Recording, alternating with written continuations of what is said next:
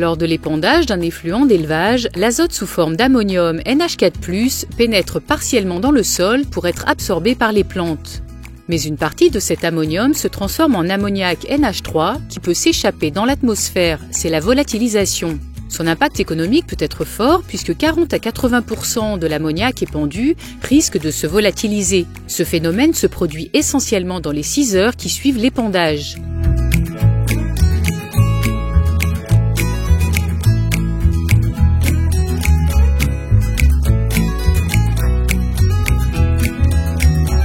Et cette perte d'ammoniac participe à l'accumulation de nutriments dans le milieu naturel. Surtout, l'ammoniac se recombine dans l'air avec d'autres molécules comme les oxydes d'azote NOx émis par le trafic routier,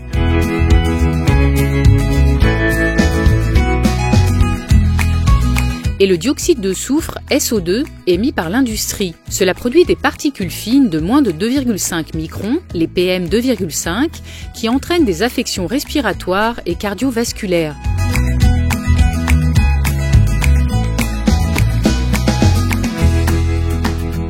Nous l'avons vu, le transport et l'industrie émettent aussi des précurseurs de particules fines. Mais en ce qui concerne l'ammoniac atmosphérique, l'agriculture est l'émetteur principal avec 94% des émissions nationales. La fertilisation des cultures, qu'elles soient minérales ou organiques, représente près de la moitié des quantités d'ammoniac émises par l'agriculture. Mais ces émissions se produisent aussi dans les bâtiments d'élevage, dans les stockages d'effluents et au pâturage.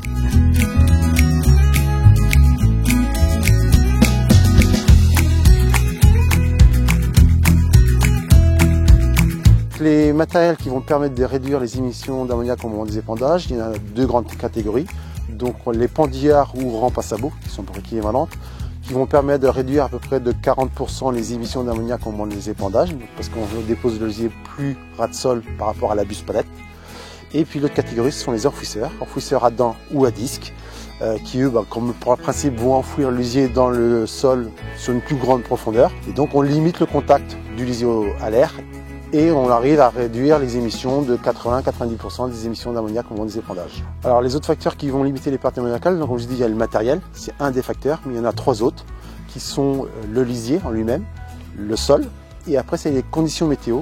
Ça va être l'ensoleillement, la température, le vent, l'humidité de l'air, et enfin les conditions de sol, c'est-à-dire si j'ai un sol qui est déchaumé ou pas, qui va accentuer ou pas les émissions d'ammoniac au moment des épandages. La loi prépa, elle est un peu coup près, même si c'est encore un objectif pour 2025-2030.